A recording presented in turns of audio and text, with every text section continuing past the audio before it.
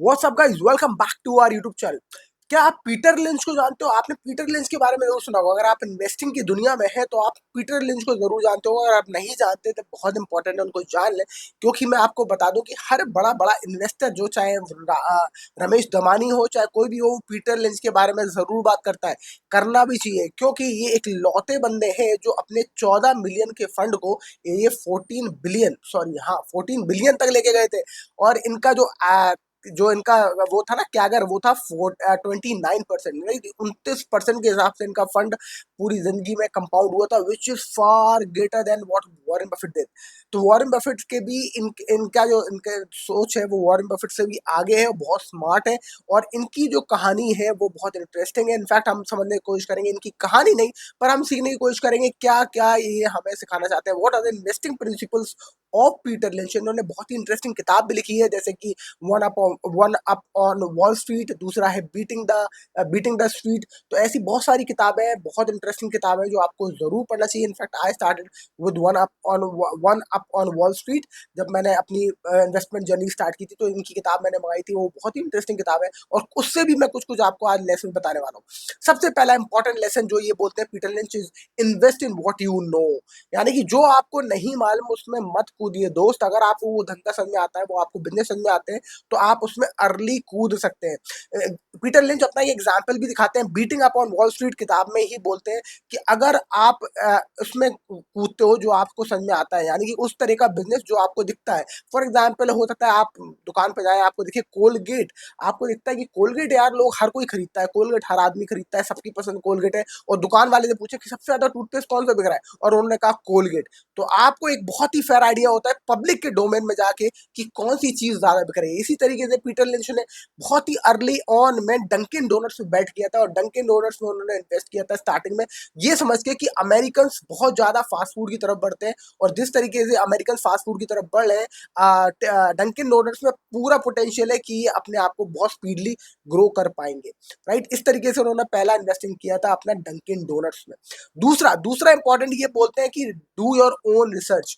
यानी कि किसी और की रिसर्च पे ना जाकर आपको खुद की रिसर्च करनी चाहिए। मेजॉरिटी ऑफ द टाइम जब आप दूसरे की रिसर्च पे डिपेंड करते हैं, हो सकता है आपने जो सोचा कि वो आपसे बहुत होशियार हो, और 90% ऑफ द टाइम ऐसा होगा कि जो आप सोचेंगे वो ज्यादा बेटर होगा। इनफैक्ट इसलिए बहुत बड़े बड़े मैनेजर और बहुत बड़े बड़े एनालिस्ट यही बोलते हैं कि डू योर ओन रिसर्च और उसके बाद बैठ जाओ। इनफैक्ट एक बहुत ही इंटरेस्टिंग इंसान है जैसी लिवरमोर, जिनके बारे में आपने जरूर सुना होगा, जो बहुत ही क्या कहते हैं, बहुत ज्यादा उनको ख्याति प्राप्त है और बहुत तगड़े ट्रेडर थे वो एक टाइम के richest man in the world हो गए थे वो वो क्या करते थे, अपना सौदा लगाते थे और बाहर चले जाते थे और कहीं जाके समुद्र के किनारे बैठ जाते थे, जिससे कि उनको नॉइज ना, यानी कि लोगों की उनको ओपिनियन सुनने को ना मिले, क्योंकि वो नहीं चाहते थे कि किसी की को भी ओपिनियन उनकी रिसर्च पर हावी हो और वो उस हिसाब से डिसीजन ले। इसलिए पीटर लिंच भी अपनी किताब में कहते हैं डू योर ओन रिसर्च, अपनी रिसर्च खुद करो, पता लगाओ क्या सेंटिमेंट है, क्या फंडामेंटल वैल्यू है स्टॉक की, और उस हिसाब से बेट करो।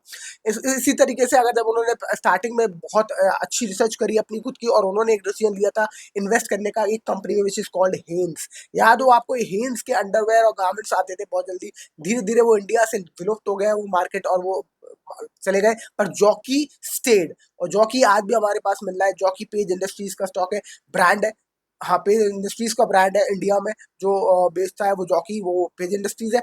बट हेन्स जो कंपनी थी वो धीरे धीरे विलुप्त हो गई, पर वो कंपनी को मैं इन्वेस्ट किया था मिस्टर पीटर लिंच ने बहुत ही early on, by doing their own research और not thinking about what the market was thinking about hence that time. ठीक है, तीसरा इंपॉर्टेंट चीज है लुक फॉर 10 बेगर्स। ये जो 10 बेगर्स वाला कंसेप्ट है ये निकाला ही पीटर लिंच ने। पीटर लिंच का कहना है कि 10 बेगर्स पे लुक करो, यानी कि ऐसे स्टॉक पर बैठ करो जो 1 2 4 गुना ना हो, बस 10 गुना हो। 10 बेगर मतलब कि 10 गुना होना, 10 फोल्ड होना। तो उन्होंने कहा कि 10 फोल्ड पे करो, क्योंकि अगर आपका एक भी स्टॉक या दो स्टॉक में 10 फोल्ड हो गए, तो आप समझो कि आपका जो वो है, क्या कहते हैं, आपका जो पोर्टफोलियो, ओवरऑल पोर्टफोलियो का रिटर्न है वो काफी हद तक बढ़ जाएगा। इसलिए आपको ऑलवेज 10 बेगर पर बेट करना चाहिए। और उसी तरीके से पीटर लिंच ने बहुत ही स्टार्टिंग में फोर्ड मोटर कंपनी पे बेट किया था, जो फोर्ड मोटर्स थी, जो फोर्ड कंपनी बनाती थी, और उन्होंने ये सोच के किया था कि जो ऑटो सेक्टर है बहुत ज्यादा सिक्लिकल होते हैं, इसके बारे में आगे भी बात करने वाला हूँ मैं। और ऑटो सेक्टर होते हैं वो सिक्लिकल होते हैं, उन्होंने देखा कि ऑटो में बहुत ज्यादा स्लंप है, और उस टाइम पर उस दौरान जब ऑटो के सेक्टर बहुत पिटा हुआ था, कोई इन्वेस्ट नहीं कर रहा था, ही बेट ऑन फोर्ड मोटर्स, और उसके बाद उनका स्टॉक वहां से 10 फोल्ड और ज्यादा ही हुआ इनफैक्ट। तो he was citing this example in the किताब बीटिंग द स्ट्रीट, कि अगर आप 10 बेगर्स की तरफ एम करोगे तो आपका ओवरऑल पोर्टफोलियो अपने आप अच्छे रिटर्न आपको दे देगा। आगे की बात है, वो कहते हैं different stock categories require different strategies, यानी कि हर स्टॉक ना अलग तरीके से चलता है, और इस बारे में हम बात करने वाले हैं, जो हम लास्ट टाइम कहा था आपसे, अभी नेक्स्ट पिछले वाले पॉइंट में मैंने आपसे कहा था कि जो हर स्टॉक ना अलग होता है, जैसे कि ऑटो सेक्टर, जैसे कि एफएमसीजी सेक्टर, ये सारे सिक्लिकल होते हैं। तो आप देखोगे धीरे धीरे इनमें ग्रोथ आएगी, फिर ये घूम जाएंगे। इनफैक्ट स्टील, मेटल सेक्टर, ये सारे जो सेक्टर्स हैं बहुत सिक्लिकल होते हैं, कुछ टाइम के लिए चलेंगे, उसके बाद ठंडे हो जाते हैं, ये कुछ टाइम के लिए फिर चलते हैं, कुछ टाइम के लिए ठंडे हो जाते हैं। तो इस तरीके से इन्होंने डिफरेंट डिफरेंट कैटेगरी बनाई और बोला कि बहुत different category of stocks exist करती है स्टॉक मार्केट में। उन्होंने बोला स्टालवर्ड्स, किसी को उन्होंने मतलब नाम दिया स्टॉलवर्ड्स, दूसरे को दिया फास्ट ग्रोअर्स, तीसरे को दिया सिक्लिकल्स, चौथा दिया टर्न अराउंड्स, और पांचवा दिया एसेट प्लेज। यानी कि टर्न अराउंड तो आप समझ ही रहे हो कि जिस तरीके से मार्केट एकदम कोई स्टॉक गिर रहा होगा, कोई बिजनेस गिर रहा होगा, पर कैसे उसमें कहानी घूमी और टर्न अराउंड हुआ, और उसके बाद उसका बिजनेस दोबारा ग्रो कर गया, राइट। तो ऐसे टर्न अराउंड स्टॉक्स भी बहुत होते हैं, और एसेट प्लेज भी बोला है इसमें, राइट। आगे चलते हैं, और आगे चल के पांचवा पांचवा जो पॉइंट है वो है ignore market predictions. Ignore market predictions बहुत इंपॉर्टेंट है कि आप इग्नोर करें मार्केट को प्रेडिक्शंस, क्योंकि मार्केट में जो प्रेडिक्शंस होते हैं वो अक्सर बहुत ही ज्यादा शैलो होते हैं, वो बहुत ही ज्यादा शैलो बेसिस पर होते हैं। और वो कहते हैं कि आप अगर 13 times analysing economic and market forecast, you have wasted 10 minutes. यानी कि 3 मिनट से ज्यादा आपको नहीं करना चाहिए कोई भी एनालिसिस ऑन मार्केट फोरकास्ट, क्योंकि दिस इज ऑलमोस्ट इम्पॉसिबल। आप मार्केट को प्रिडिक्ट करना इज ऑलमोस्ट इम्पॉसिबल, और आपको इन सब चीजों में घुसना नहीं चाहिए। Rather you should have your own conviction, आपको अपना ओन कन्विक्शन करो, अपनी ओन रिसर्च करो, और उस पर बैठो। छठवा है पेशेंस एंड लॉन्ग टर्म, जो इसी से आता है कि आप अगर लंबे समय के लिए बैठेंगे किसी स्टॉक पर, तो आप देखेंगे कि एक ज्यादा अच्छी आप वेल्थ बना सकते हैं। क्योंकि अक्सर ये होता है कि जहां स्टॉक दुगना या तिगना हुआ, हम उसको बेच के निकलने की जो हमारी टेंडेंसी है वो बढ़ जाती है। पर वो कहते हैं कि जब तक आप लंबा नहीं बैठेंगे, जब तक आप 10 फोल्ड नहीं बनाएंगे, जब तक उस स्टॉक पर बैठने का कोई मतलब नहीं है। उसी तरीके से उन्होंने कहा कि उन्होंने वॉलमार्ट खरीदा था बहुत स्टार्टिंग में, और जब तक वो बहुत बड़ा पावर हाउस नहीं हो गया, उन्होंने उसको छोड़ा ही नहीं, राइट। सातवां पॉइंट वो कहते हैं अवॉइड ओवर डाइवर्सिफिकेशन। ज्यादा ओवर डाइवर्सिफिकेशन कर देंगे, यानी कि आप बहुत ज्यादा स्टॉक्स खरीदेंगे, तो प्रॉब्लम ये है कि आपके जो रिटर्न है वो बहुत ज्यादा डाइल्यूट हो जाते हैं। इसलिए आपको ऐसे बहुत ज्यादा स्टॉक्स में इन्वेस्ट नहीं करना चाहिए। अगर आप बहुत ज्यादा ओवर डाइवर्सिफाई कर देंगे, तो आप देखेंगे कोई स्टॉक आपका बहुत तेज भागा, तब भी आपकी पोर्टफोलियो में कुछ ज्यादा फर्क नहीं आया, क्योंकि वो उसमें जो फंड एलोकेटेड था उस पर्टिकुलर स्टॉक के लिए वो बहुत कम है। इसलिए बहुत ज्यादा स्टॉक्स ना खरीदे। उन्होंने कहा एक इंडिविजुअल इन्वेस्टर्स के पास 20 से 25 स्टॉक अगर है तो बहुत काफी है, और उसी में उनको अपने डाइवर्सिफिकेशन खेलना चाहिए, राइट। आगे चलते हैं, और वो कहते हैं check the story behind the stock. इसके लिए इंटरेस्टिंग बात बोलते हैं वो कि आप अगर एक बार कहानी जरूर समझे, कोई भी कंपनी है उसकी कहानी क्या है, उसकी वो क्या है। जैसे फॉर एग्जाम्पल बहुत सारे लोगों ने जो बेट करी है एप्पल पे, वो इसलिए नहीं करी कि एप्पल बहुत अच्छा कंप्यूटर्स बनाते हैं, बहुत अच्छे सिस्टम बनाते हैं, वो सबको मालूम है। पर एप्पल के पीछे जो कहानी है, लोग उससे ज्यादा मोटिवेटेड है, लोग उससे ज्यादा इमोशनल है, और इस वजह से एप्पल हमेशा कंज्यूमर की आंखों का तारा है। और इसलिए जो इन्वेस्टर है वो जानता है कि कंज्यूमर की आंखों का तारा एप्पल बना रहेगा, और इसलिए उसमें आप इन्वेस्ट करते हो। तो आपको स्टोरी पता होना चाहिए कि इस धंधे की पीछे की स्टोरी क्या है, क्या सोचकर ये धंधा टर्न अराउंड हो रहा है, या क्या भी इसमें क्या भी किस तरह का काम हो रहा है, इसकी कहानी क्या है।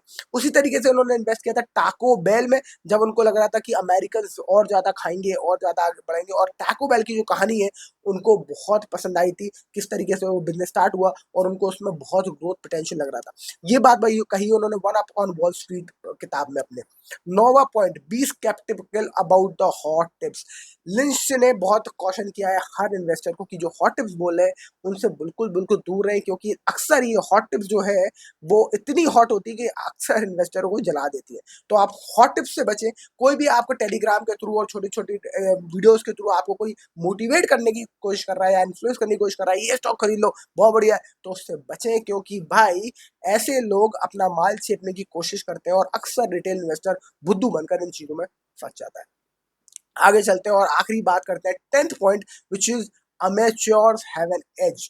अमेच्योर्स हैव एन एज यानी कि एक जो इंडिविजुअल इन्वेस्टर होता है जो आपकी तरह और मेरी तरह है, वो उसके पास एक एज होता है edge compare to big fund houses. क्यों? क्योंकि अमेच्योर जो बंदा होता है वो मार्केट में होता है, उसको मार्केट के सेंटीमेंट के बारे में ज्यादा मालूम होता है edge compare to big fund houses. Big fund houses मोटी मोटी किताबें पढ़ते हैं, मोटे मोटे जर्नल्स पढ़ते हैं और न्यूज़पेपर पढ़ते हैं और उस हिसाब से अपना ओपिनियन बनाते हैं कि मार्केट में क्या हो रहा है मीडिया के हिसाब से।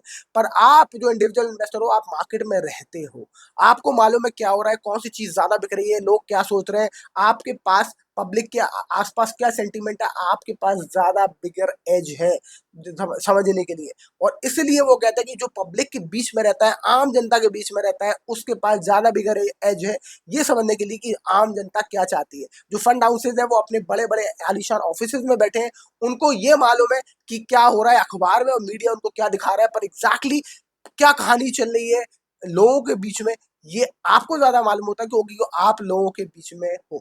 और उसी तरीके से उन्होंने अडॉप्ट किया था L'eggs, Dunkin Donuts and Walmart.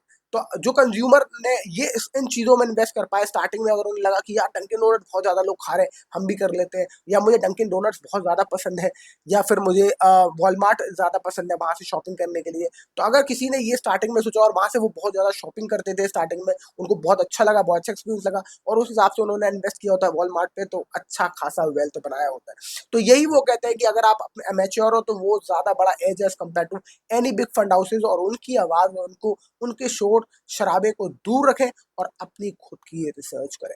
तो that's it for this video. I hope आपको ये 10 लेसन पीटर लिंच के कैसे लगे वो जरूर कमेंट सेक्शन में बताएं, and I will see you in the next video. Thank you so much for watching, bye bye.